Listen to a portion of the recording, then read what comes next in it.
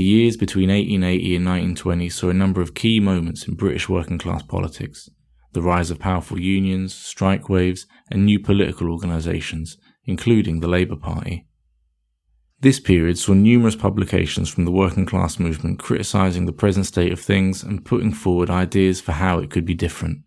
One way in which they did this was to draw on traditions of popular storytelling, using fables, parables, allegories, fairy and folk tales to present why and how society should be transformed. This is working class literature. Alla mattina, appena alzata, oh bella ciao, bella ciao, bella ciao, ciao, ciao, alla mattina. Before we start, a quick note to say that we're only able to continue making these podcasts, both working class history and working class literature, because of the support of our listeners on Patreon. If you like what we do and want to help us with our work, join us on patreon.com/workingclasshistory, where you can get benefits like early access to episodes, exclusive bonus content, discounted books, merch, and more. Link in the show notes. This is the first part of a double episode with author, poet, and professor of children's literature Michael Rosen about his anthology Workers' Tales, Socialist Fairy Tales, Fables, and Allegories from Great Britain. Part 2 is available now for early listening for our Patreon supporters. The Workers' Tales anthology is a collection of short stories from the late 19th and early 20th century Labour and Socialist press, which were written to entertain and educate readers of all ages on the nature of class society and the principles of socialism. This period is one of particular significance in the history of working class politics in Britain. It's a period that encompasses the major strikes of new unionism in the 1880s and the Great Labour Unrest in the lead-up to World War I. It saw new workers' organisations, radical ideas and political parties, as well as huge wars and the expansion of empire. Michael gives an excellent historical overview of the period in our bonus episode, available exclusively for patrons. However, another important but often forgotten bit of context for the stories in this anthology is that of the Socialist Sunday School. Well, the first thing to say about the Socialist Sunday School movement is that it's a Sunday school, and that tells you a lot. What that tells you is that embedded in British culture was the Sunday school. So some young people may not even know what that is. I was brought up in a time when maybe as many as half, 2/3 of the children in my primary school class would go to Sunday school on a Sunday. So these were the formal Sunday schools, the religious Sunday schools. These were run by most of the churches in different forms. For the Catholic Church, it was a way of training children in preparation for confirmation, so they were learning the catechism and that sort of thing. And then the C of E, the Church of England, would have another set of principles of going to Sunday school, and the Methodists, and by and large, most of the Christian kids in my class belong to those kind of three versions. And then there's a Jewish version, Cheder as it's called in Hebrew, which is, or we would call them Hebrew classes, where children would go and learn Hebrew. That's sort of a bit equivalent to Muslim kids going to the madrasa and learning Arabic. So this idea of going on a Sunday for a form of religious training was deeply, deeply embedded in British culture. In fact, when we talk about literacy and when we talk about story or we talk about consciousness, it's a crucial part of growing up for millions of people at this time. And in fact, you could argue that a lot of these stories really rely on the fact that the way in which people configured ideas was through the tellings that went on in places like Sunday schools. So I had, if you like, a sort of bit of Sunday school education in two ways. One through Hebrew classes, which I went to for a bit, but also through the kind of religious instruction that we had at school. And so these involve not simply just telling the stories in the Bible, but also the retelling of Jesus's parables. So let's just hold, let's say, one of the most famous in our mind there, the Good Samaritan. So Jesus, as he's told in the Bible, tells a story about a Jewish bloke lying by the side of the road in rags, and he's been beaten up or he's hurt.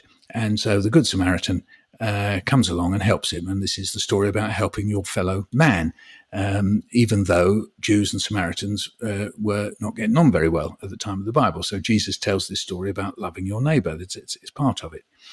Now, in Sunday schools, these kinds of stories were told. So when you've got a socialist movement developing, when they're thinking, well, why do we in the socialist movement, as it were, just think that the only place children can go for ideas should be those controlled by the churches? So they basically said, well, we can run a form of Sunday school. So what they're doing is, as it were, taking the prevailing culture and saying we can adapt it. And basically this movement, and it was a movement, spread. I've seen various statistics on it, but, some people suggest that, there were hundreds of branches involving tens of thousands of children. And, of course, they needed stuff to read and to talk to the children with. And so that's why you get someone like F.J. Gould, who is represented in the book, who wrote specifically Socialist Tales.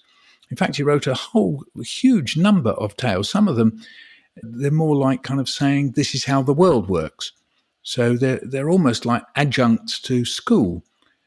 And these socialist Sunday schools, they had little sort of almost kind of 10 commandments of their own to learn about being kind and good with each other and so on. So it was a very strong movement, and then it dwindled and dwindled as these things do. And it can be seen alongside somebody else who's represented in the book, Blatchford. So he's a figure, we might come back to him. He's a figure that's very interesting because Blatchford believed in a form of kind of, I have to use this phrase very carefully, national socialism. In other words, a sort of form of patriotic socialism. So I'm not talking about Hitler here at all.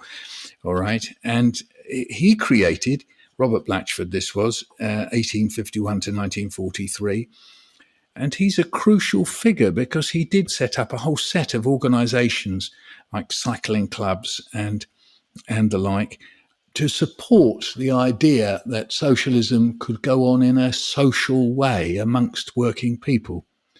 So this is not the same as anarcho-syndicalism because it's not about formal organization, about taking power. In a sense, it's almost just the opposite. It's saying we can organize ourselves into working people's cycling clubs and so on. And some people, famously Ralph Samuel in his book Theatres of Memory, places quite a strong emphasis on the idea of self-organization, no matter where, no matter how. And other people think, well, in some ways it was more of a kind of distraction. But this is a matter of debate. But Blatchford himself, he appears in the book with various stories. For some people, he's rather a dishonourable figure because he did as much, if not more than anybody, in making sure that working people got behind the flag and went off to fight in the First World War. But I wasn't going to get particularly into that. The authors in Workers' Tales come from a variety of political backgrounds and traditions. Michael discusses a few of them here, and he also mentions quite a few different people and groups, some of which listeners may be unfamiliar with, so I'll try to summarise some of the more significant ones.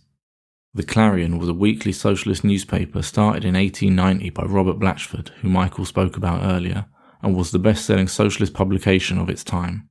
The Commonweal was the newspaper of the Socialist League, a revolutionary socialist group started by, among others, the painter and textile designer William Morris and Eleanor Marx, Karl Marx's youngest daughter. The Labour Church was a Christian socialist organisation which produced the Labour Prophet newspaper and the Labour Hymn Book. At its height in the mid-1890s, it had over 50 congregations across the UK, as well as some in Australia, New Zealand and the United States. The Independent Labour Party was a political party set up at the end of the 19th century that was to the left of the Labour Party. Keir Hardie was one of the founders of the Independent Labour Party, and then later the Labour Party itself. The Fabian Society was, and to an extent still is, a British socialist organisation promoting progressive change by reform rather than revolution. Michael also mentions a movement called syndicalism, which is a rank-and-file tradition within the labour movement that seeks to advance working-class politics through direct action rather than politicians. Michael discusses syndicalism in a bit more detail in our bonus episode, available now for our supporters on Patreon. Anyway, like I was saying, these authors came from a variety of political traditions. So what I've put in the book is really quite a mixture in terms of intention and, if you like, their source, their provenance, as it's called, where they come from, because you've got to imagine a time, this is all before telly and radio. So you have the first major mass market newspapers and magazines coming out of Rothermere, the Rothermere Press, and so on. So these are circulating amongst working people. And almost in reply, there's a huge network of socialist newspapers. I mean, it's very difficult, I noticed, for the historians to even keep track of them, because they rise up, say, in the South Wales coalfield, or the Yorkshire coalfield, say, they rise up and then disappear. And so they're kind of self-made newspapers that are trying to support working people in their actions, but also in their social lives. It's amazingly lively and fertile, because these are, by and large, working people writing about what they want, their conditions of work. So you have the formal ones like Clarion and Commonweal, but then you've got the Daily Citizen and so on. But you've got smaller ones, Labour Prophet, for example, which was the official organ of something called the Labour Church. You have Teddy Ashton's Northern Weekly. You have Today, a monthly gathering of bold thoughts, which then turned into the monthly magazine of scientific socialism. You have Workman's Times, a weekly periodical published first in Huddersfield, then in London, and then in Manchester. It was largely affiliated to the Independent Labour Party, that one, which many people will have forgotten, the ILP, which went into the Labour Party. You had Labour Leader, that was founded in Glasgow by Keir Hardie in 1888, which in turn came from a newspaper called The Miner. So you have this whole network of newspapers, and many others that I'm not referring to, that just popped up and then disappeared again, which were trying to represent forms of socialism, syndicalism, or indeed the main organs of the Labour Party, the Fabian Society, the organisations that preceded it, Social Democratic Federation. So in this book, in a sense, I've culled these stories from these newspapers and magazines. So they're circulating, and by and large, not all of them, but by and large, most of them are actually written for adults. It's slightly misleading because we're so used to the idea of the word fairy tale meaning therefore for children. But fairy stories and folk tales, I mean, that's a whole other complicated issue. They were meant for as wide an audience as possible. Let's forget there are adults and children. They're for people.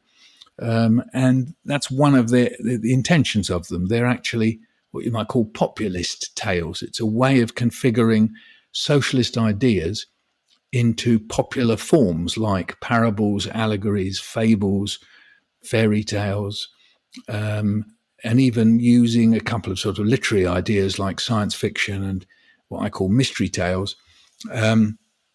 So that's the source, if you like, for these stories.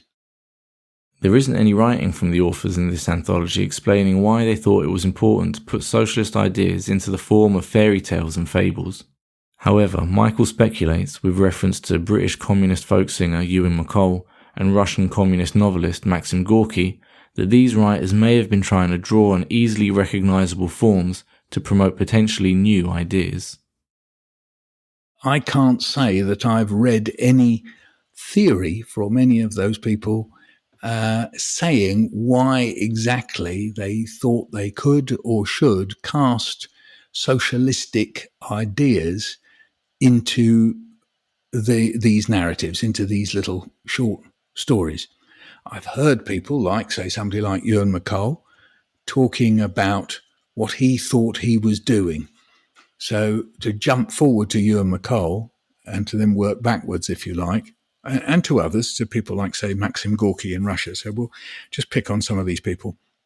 So someone like Ewan MacColl thought that he was, if you like, distilling the best ideas that came out of working class movements and working class action, whether he heard that in the speech of working people or in what he saw written down, and turning those into forms that already existed amongst working people. He would, with the help of Charles Parker, go out and record working people talking about the nature of their work and then turn those into songs, in a sense, kind of feeding them back. And it was a mixture of class consciousness or resistance that McColl tried to express through the songs. And he was doing this very, very knowingly. He knew what he was doing.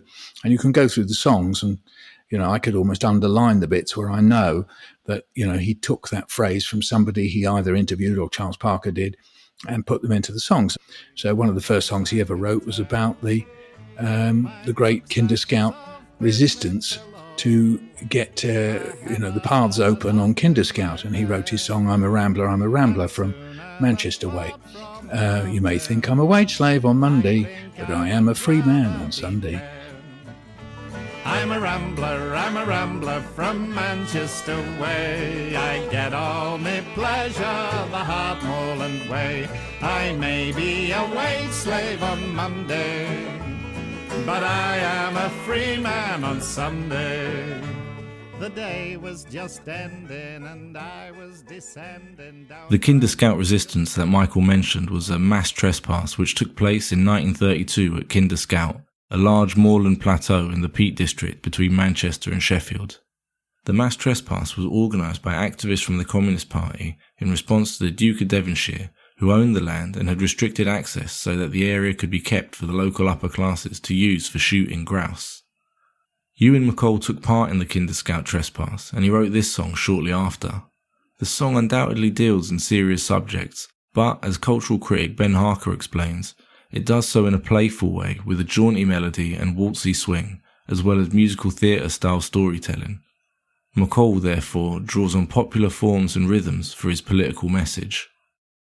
So that idea of I'm a free man on Sunday, he took from what was in the air from a political movement, and then he created this song. So if you look at that, and then if you go a bit earlier and you find somebody like Gorky in 1930, I can't remember the exact year, sitting down and saying, what are we trying to do? Now, this was in the Soviet Union, but one of the key things that Gorky and others were looking at was, what do we do about the tales and the traditional stories that already exist amongst the working people that, in theory, the Soviet Union is supposed to be acting on behalf of? We know that, well, at least I know, that all got corrupted and so on, but heavily, well, worse than corrupted. It became a disaster. But so we're just in cultural terms. So Gorky identified certain aspects of what they called the folk tradition, where there are resistant elements in it. So he identified, for example, the German trickster stories of somebody called Till Eulenspiegel, and said, look, this has got class content. It's about a peasant who, in a sense, is poking fun at and resisting the rising middle class, or indeed the aristocracy or the church. And so he said, well, we can in a sense ride on that and create our own stories using those sorts of stories. Now, if you then work backwards to this collection, I can see aspects of that. There's versions of Little Red Riding Hood. There's a story, it's called The Man Without a Heart. Now, these are very much along the ideas of the folk and fairy story, but adapting it for the use for a socialist story. So you have those stories which are very much in this long-standing tradition of adapting, a form that's already there. And then others are looking sideways, if you like, into literary traditions.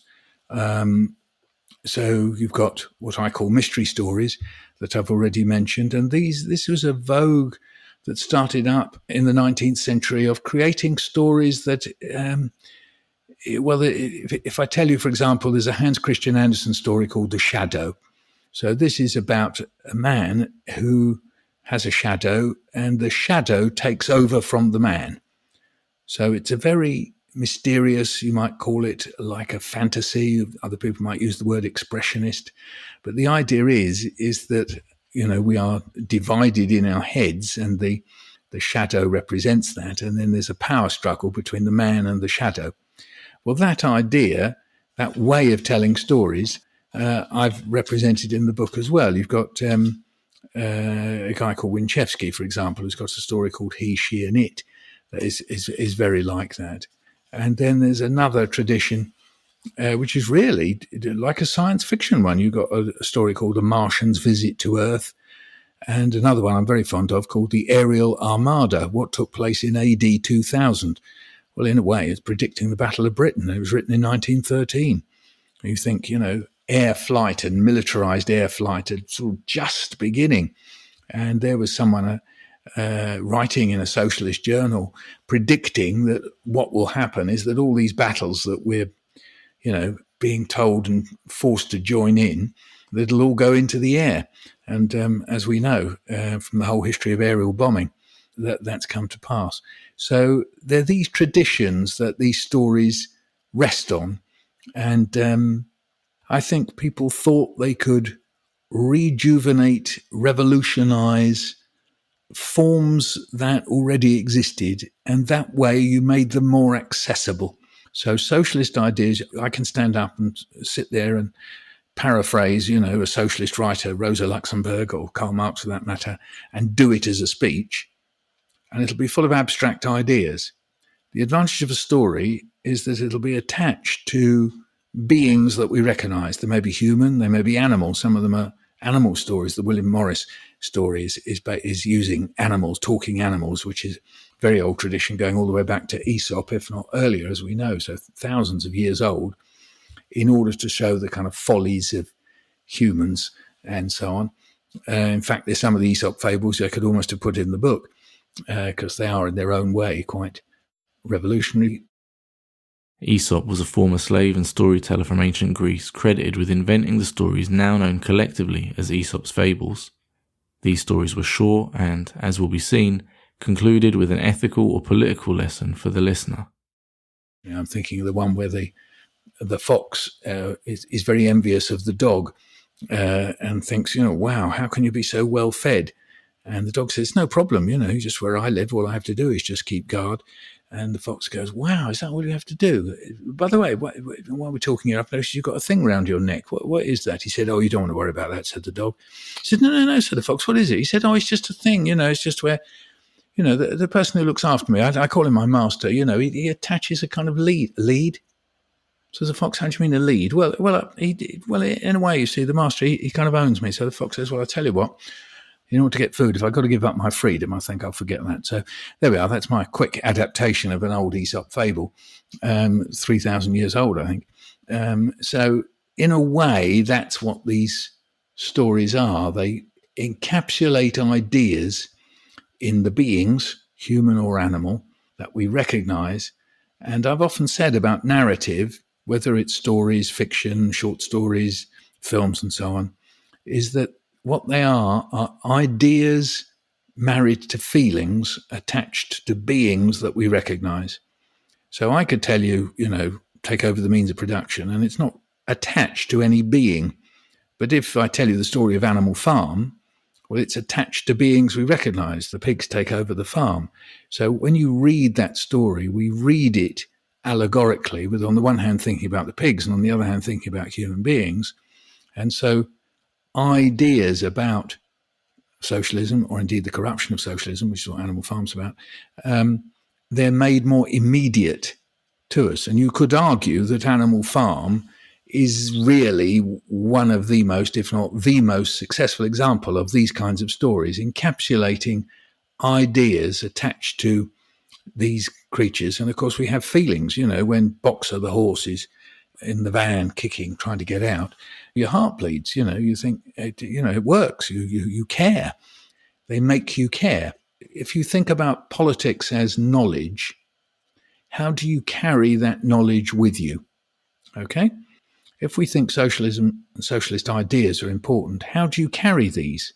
So I think this book does ask the question as to how do we carry socialist ideas? How are they made portable? And I can only guess, but that's also how these writers thought. How can I make these ideas portable? As Michael explained, one way of making these ideas portable was by drawing on resistant elements that already existed within popular or folk storytelling traditions. The German folklore character that Michael mentioned earlier, Till Eulenspiegel, is one such example. However, as Michael explains, there are also other examples closer to home. Well, the most famous of all is Robin Hood. So you can look at Robin Hood and think of it as a sort of rather jolly thing, sort of jolly green men running around in the forest and sort of having nice things to eat, and every now and then having a sort of argument with a toff called the Sheriff of Nottingham, and indeed with King John. Or if you just place over it without being too doctrinaire and didactic about it and say, well, what are we talking about here? So here are outlaws. Who are outlaws? Outlaws are people who've run away from serfdom. Okay, so serfdom is a form of slavery. Not as powerful and awful. Basically, you were tied through the feudal chains to a lord and master, to an aristocrat. And of course, as we might expect, people ran away. And when they ran away, they became outlaws, and people could come running after them. And or not. Some people just headed for the city where they became employed. But others, clearly, if the Robin Hood story is anything to do with reality, they would set up, became in a form of traveling people. They became communalist. And then they had another problem, where to get food. Well, outside of common land, everywhere was owned by big landowners, often aristocrats or officials. So, if you start reading Robin Hood with these eyes, these deer that they go off, but, as we know, they don't belong to the guys in the forest. They belong to the ruling order. So now we've got outlaws who've run away from serfdom, okay, and they're nicking stuff that technically belongs to the ruling order. And then now we've got these encounters between Robin Hood and the Sheriff of Nottingham and King John. These are forms of class struggle. So this all sounds terribly doctrinaire and finger-pointy by me, but how else do we describe it? At the heart of it, if you're looking at it through class terms, that's what it is. And remember these stories, the Robin Hood stories, they were originally songs. So, they weren't, there were songs and maybe some oral tales, and then bit by bit they got, if you like, kind of formalized into stories and then into books, and a lot of other stuff kind of added on, and the story of how he died and how he was, tricked, or many of these. But the core of them all appeared in a collection of tales called the Jest of Robin Hood, jest meaning a collection of stories.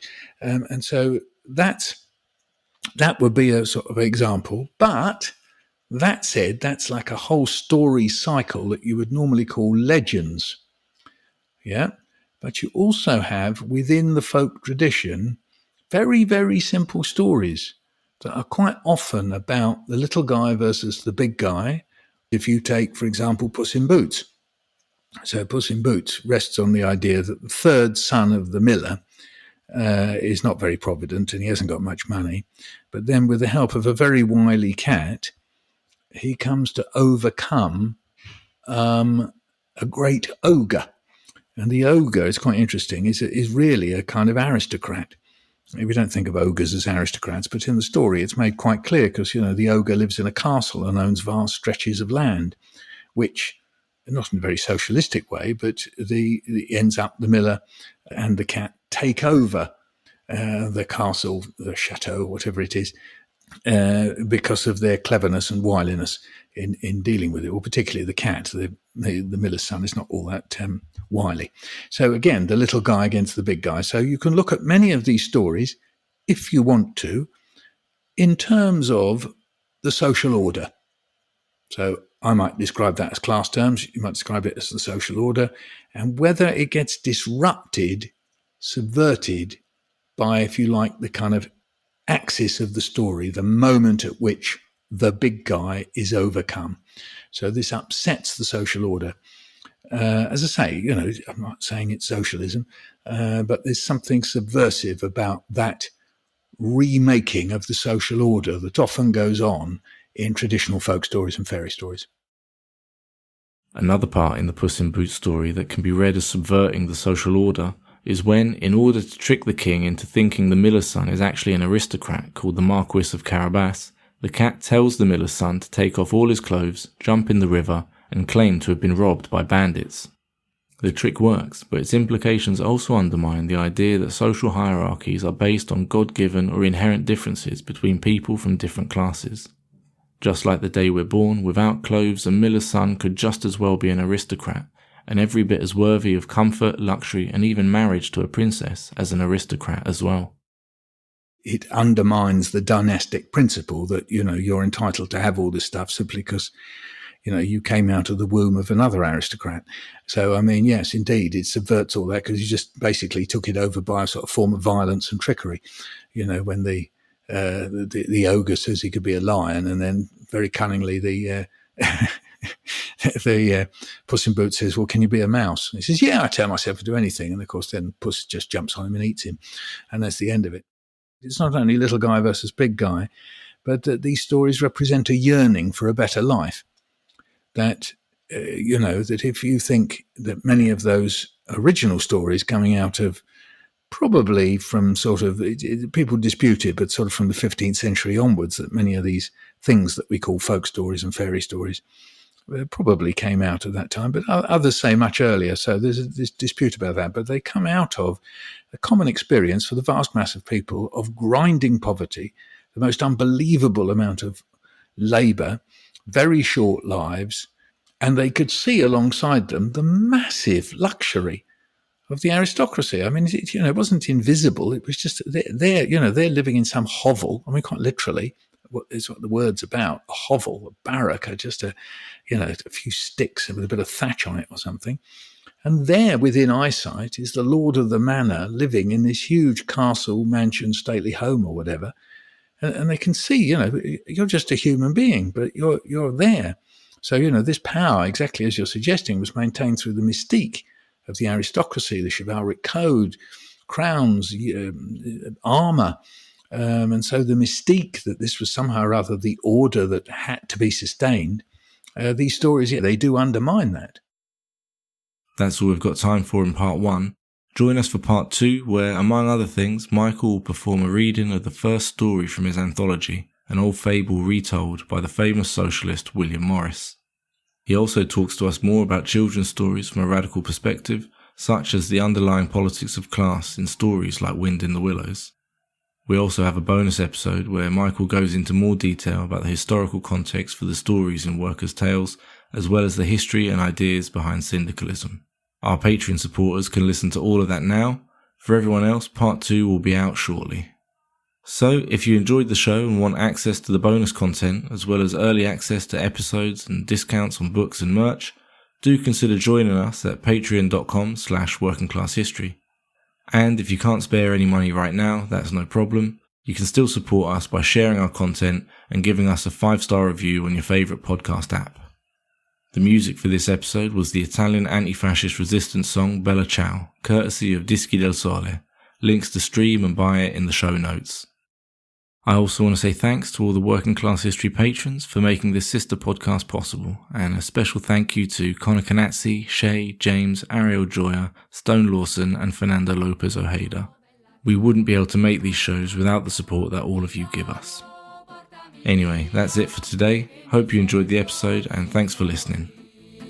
E se muoio da partigiano, oh bella ciao, bella ciao, bella ciao.